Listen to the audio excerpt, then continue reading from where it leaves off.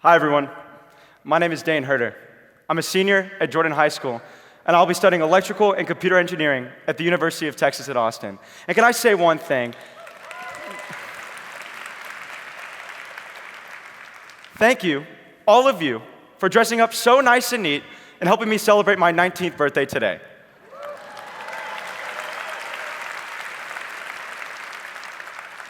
But in all seriousness, I'm truly thankful for this wonderful opportunity, and I couldn't have asked for a better birthday gift.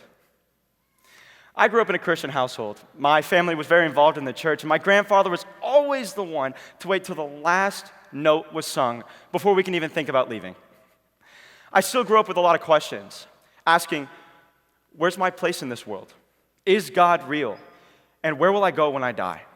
And I remember praying, Lord, Lord, Lord. And eventually, he answered and gave me a supernatural sense of peace, understanding in my place and where I'll go when I die. He revealed his love to me because there is no fear in love, but perfect love cast out fear. And his love revealed itself to me, and I accepted him as my Lord. However, in my younger teenage years, I backslid. I became lukewarm, and I sought after worldly pursuits that left me with nothing but shame, guilt, and consequences that were never worth it. I knew what I was doing was wrong, but I still found myself going to it over and over again, to the point that it became a cycle. I was living out Romans 7:15, in which Paul writes, "For I do not do what I want, but I do the very thing I hate." I, like Paul, did the thing that we hated, the thing that did us no good, and instead of doing the thing that we loved, the thing that God loves. I didn't know it at the time, but God had a plan for me. I remember it was sophomore year. I was expecting a normal day, and I go to my second period, and on my friend's arm, written in Sharpie, is Romans 7:15. That led to a conversation about God, the Bible, Christianity as a whole, and an invitation to check out the student ministry here. I didn't know it at the time, but that one conversation, that one invitation would have such an impact on my life because it led to a sequence of events in which I found godly community, accountability, and a greater passion for the Lord. Yet one thing remained, the cycle. And the consequences ended up getting to me. And I realized that I had to give it up. And it was tough. It was brutal. I remember countless nights where I was praying, asking for his help, and battling. But the thing about God is, he always delivers.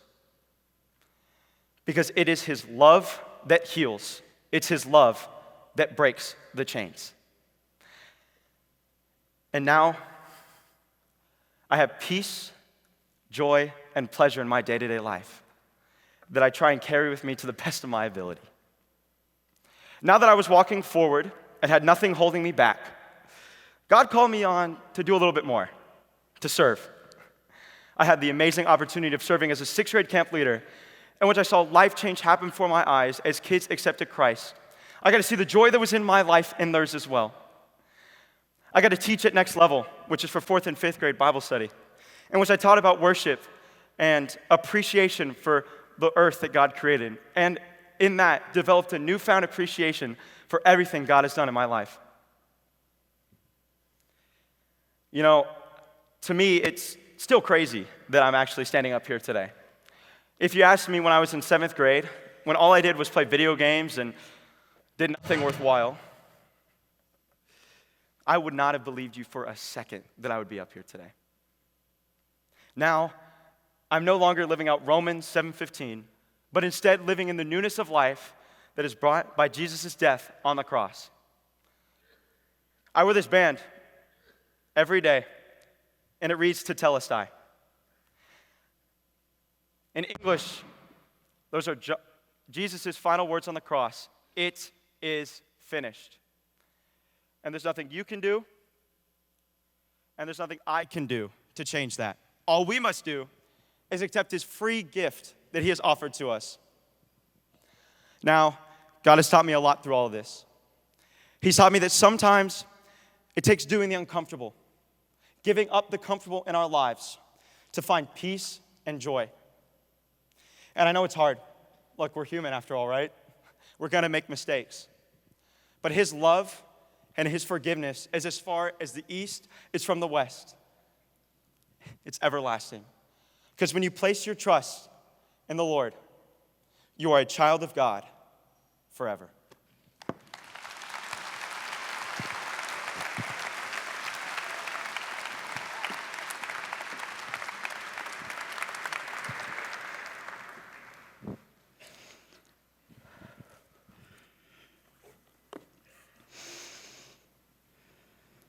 Good morning, my name is Bailey Parker, and I'm a senior at Fulshire High School, and I'll be attending the University of Alabama next fall, majoring in graphic design.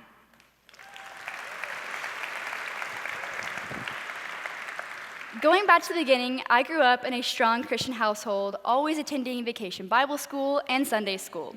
And this consistent attendance at church at an early age grew my faith into accepting Christ when I was really young.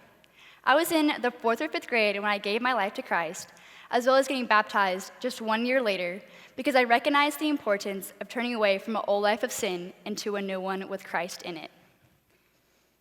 Something that I didn't recognize and understand at the time was my struggle with social anxiety. Just in day-to-day normal conversations, my stomach would be in knots and my heart going 70 miles per hour, which was very uncomfortable. And this would just be in conversations with people that I knew or strangers. One time, I was in algebra class, and I went up to the teacher asking how to start a problem, just trying to figure it out. But the moment hit me when I sat down. I started thinking to myself, am I really smart? Does the teacher think I don't know how to do this? Or maybe all the other kids around me are looking at me funny. I was just overthinking and overanalyzing every little situation. I was afraid to speak my truth because of fear that I would be misjudged or looked at differently.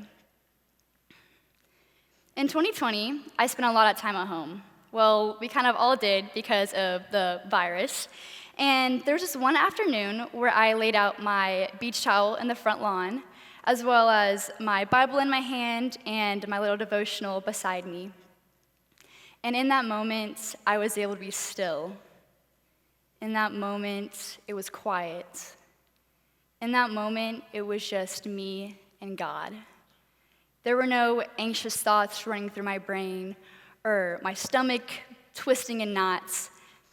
That was a very defining moment for me because instead of seeking the faults within myself, I began to find the goodness in others from our God. Moving into high school, I found out we had a dance team. Now, I didn't do too much dancing before then, just kind of doing it for fun as a little hobby, and nothing would prepare me for tryout week. I went in there kind of expecting something easy, maybe show off a few skills or whatever, but we learned a whole entire dance, and I was feeling very overwhelmed and not confident at all with my abilities to succeed. But thankfully, through the encouragement of my family and my self-determination within myself to push through the week, I am proud to say I've been a 3-year STORM member, as well as taking on numerous leadership roles as historian and president. The dance team has brought me so many best friends, but also countless memories from our incredible hot and humid practices on the football field to our perfected and repeated performances at competition. It brought me an appreciation for the art, but not only that, it taught me more about myself. I took my once hidden talent of dance and put it out on stage, which is a very big thing for me, struggling with social anxiety and performance anxiety. And I also learned through high school how creative and how I could use my imagination through yearbook and photography. I loved being on the sidelines, talking to the players, and photographing these moments that the spectators don't always get to see. I also found a new phrase that I kind of kept close to my heart, and it's undeserving moments. Fun fact, I actually start this with my Instagram captions, undeserving moments, part 120, and then I would continue with the rest of the caption. And these undeserving moments are not about feeling unworthy or less about ourselves, but recognizing the abundance of grace that flows freely from Christ. These undeserving moments are a second chance, either to live in our old life, for me that was the social anxiety pulling me down, or to accept our higher purpose, and that was seeking the goodness in others from our God. And we get to live in a new life with Him every single day. These undeserving moments, I don't deserve the life I was given, but I get to because of the grace that flows freely from Christ. I was able to take on leadership roles in Storm and in Yearbook because of Christ's blood and grace for me.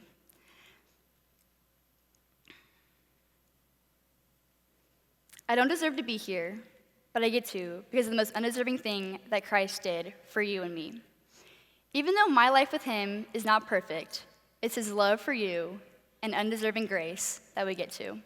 Thank you.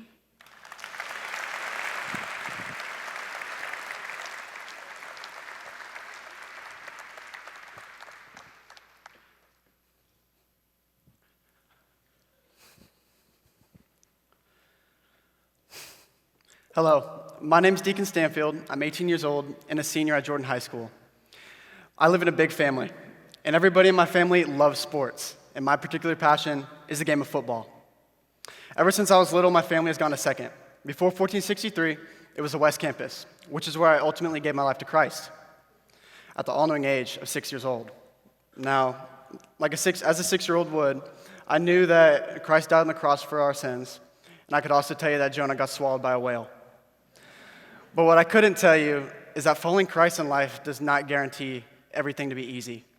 I didn't understand how clear God's faithfulness would be through others that He put in place in my life. Others from the church, friends, pastors, even other students and mentors and coaches, and how they would encourage me and push me along my path. Romans 8:28 says, "And we know that in all things God works for the good of those who love Him and who have been called according to His purpose."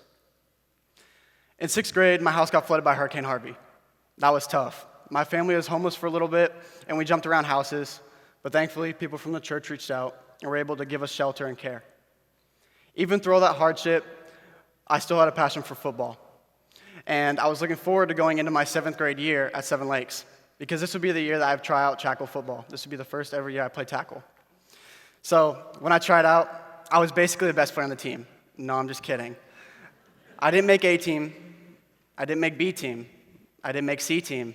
I made D team. It goes that low? Yeah, it does. Well, that was tough. I made the worst team, and talk about a loss of self-esteem. But through all that hardship, God had put in place a teacher in my life to not only encourage and love on me daily, but she also gave me a passion for something that I never thought I would have, a passion for art. Now, to give you a little bit of background, one day in her class, she gave us a project to paint on non-traditional canvas. To give you a little background, my family loves shoes, and they flood our house. So you'll never guess what I picked to paint on, a pair of shoes. Well, that one pair of shoes turned into a couple shoes, was turned into an eventual business for me. And actually, just this past season, I painted a ton of cleats for over 20-plus active NFL players. But when I was first when I first started out, I know my parents said stuff like, "You're going to ruin all your shoes." I might have ruined a couple, but this was something that allowed me to take all my stress from my day-to-day and just silence my mind. This was something that could clear my thoughts and I could put all my focus into. Well, after a successful D-team year and a couple years in between, I'm starting freshman year at Jordan High School. Because we're a new school, there's only freshmen and sophomores, so I have a good shot at making the varsity football team. I've always had a passion for football, and my goal has always been to play college football and then eventually play in the NFL. But the more I played, the more that goal seemed to get out of my reach. The more I felt like my dreams were slipping because I lacked self-confidence on the field, and I was constantly combating negative self-talk. Have you ever been there? Wanting something so badly to where you feel like if you can just control it, life will be perfect. That you feel like if you take this one opportunity and ignore God, that it'll turn out perfect. Well, that's just not the case. The more I fought God for control, the more he was trying to pry it from my hands. I came back from so many football games thinking, God, why did you put me in this situation? Why have you placed me here? Well, the more I fought God on it, the more I realized that I needed God in my life. Because he knows the desires of my heart. He knows the desires of all of our hearts, and he wants to give us them, but they have to align with his plan and not our plan. I have a passion for art, not just because it allows me to rid my mind of the stresses of this world, but because I could see God through art. God is the ultimate designer. He's the ultimate creator. He created the world, and he put each and every single one of you in it. You're not here by chance or a mistake. You're here for a purpose, and that's God's purpose for you. He put you on this earth for a reason, and you have to fulfill and ask God what he wants you to do with your life for him. As we know, asking Jesus to be your Savior doesn't mean that everything will turn out easy. Doesn't mean that everything in life is just going to go clean and be easy. Nowhere in the Bible does God promise that. In John 16:33, it actually says the opposite. It says, "In this world you will have trouble, but take heart, for I have overcome the world." God does promise that he will be with us through thick and thin, that he will be with us through every triumph and trial. All we have to do is walk with him. And just as painting became a solace for me in times of tough, God was there. God will always be there to encourage us and lead us on the path. Even though high school football never really went the way I was hoping, God was working that out in ways I couldn't see. Because this fall, I'll be playing football at Houston Christian University. Go Huskies. But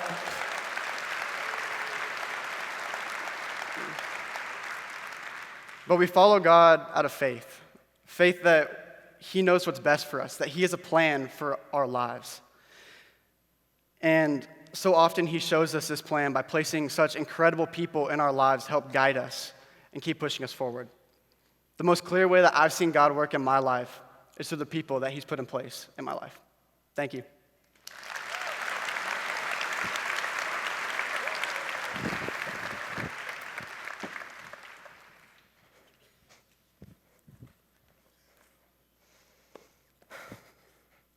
Good morning.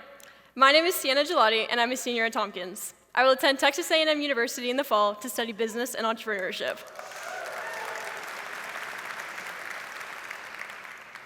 I was born and raised in Katy, Texas, in a Christ-centered home.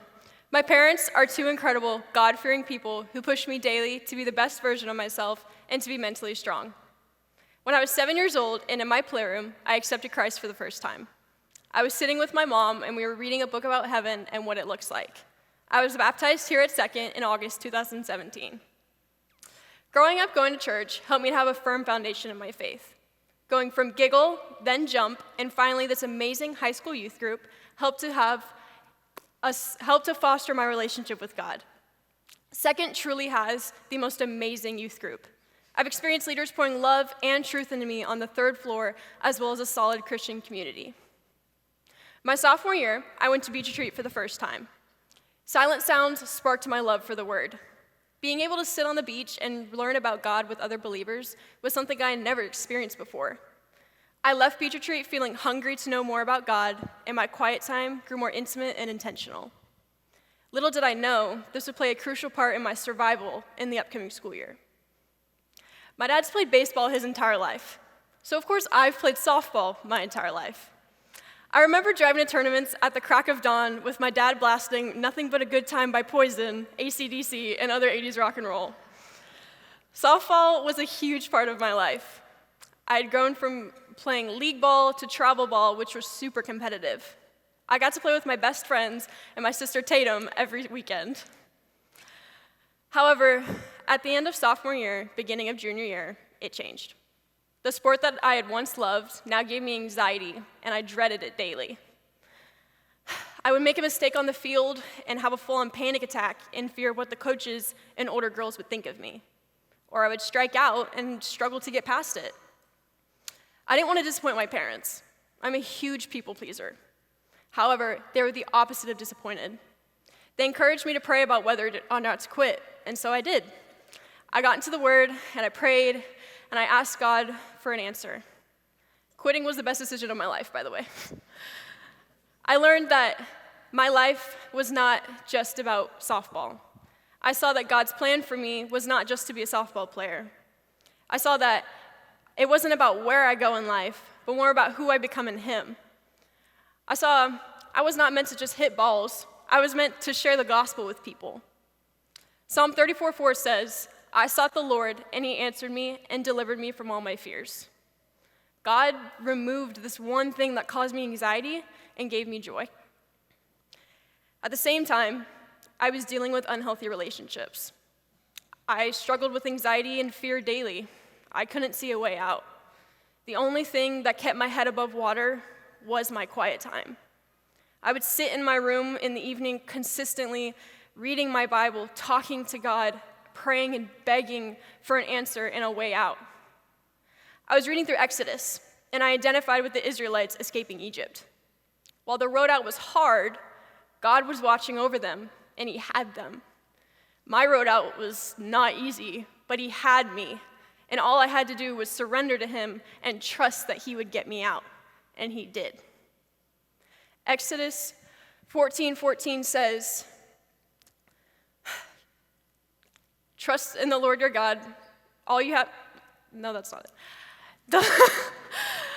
The Lord will fight for you, and you only need to be still. I saw that all I had to do was sit and do nothing, and God would take care of it, and He did. Through these experiences, I gained a deeper trust in the Creator. I saw that He would get me out, and all I had to do was put my faith and my surrender and my hope in Him. I saw the power of prayer and how praying will get you an answer. I know it's hard, and I know that when you're praying sometimes, you're sitting there and you're like, God, where are you? But He's there, and He's right next to you, and He's listening, and you just need to keep talking to Him and trusting Him and loving Him. Just last night, actually, I couldn't sleep. And so I was praying, and I opened my Bible, and I was like, all right, I'm just going to flip through. The first verse I landed on was Psalms 81:10, and it says, I am the Lord your God, who brought you up out of the land of Egypt. Open your mouth wide, and I will fill it. I was like, okay, God. I was like, okay, I hear you. Good night. It was great. And just like how God took me out of Egypt, and just how He calmed today, He answered my prayer, and He will answer yours. When the devil told me I was worthless, God told me, you're my priceless daughter. When the devil told me, you're isolated, this is only happening to you, God said, you're seen, and I'm going to get you out of this. When the devil was giving me lies, God was giving me truth and peace. Maybe you're at a crossroads right now. Maybe you're unsure what college to go to, what career to take, whether or not to leave a relationship. Talk to God about it. He wants to hear from you. However big or small the prayer is, talk to Him. He will listen and He will answer. Be prepared, though, for an answer in a way that you would never expect. Thank you.